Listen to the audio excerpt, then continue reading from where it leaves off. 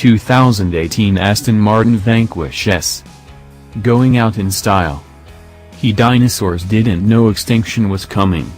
They carried on romping and stomping as the sky turned to fire and that meteor took out much of Mexico. In a similar vein, we doubt anyone at Aston Martin has been brave enough to tell the venerable Vanquish that it's living at the far end of an overdraft of borrowed time.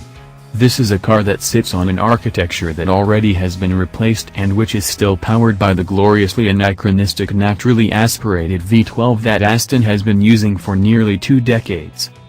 Highs. Naturally aspirated V12 sounds glorious, still beautiful 4 years after we first saw it. Load.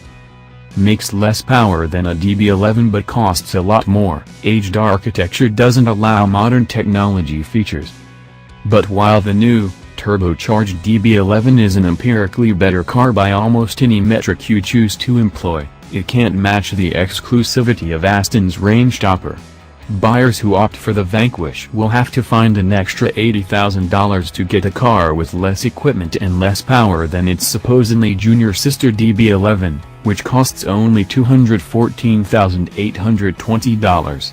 But they will find themselves at the pinnacle of Mount Aston.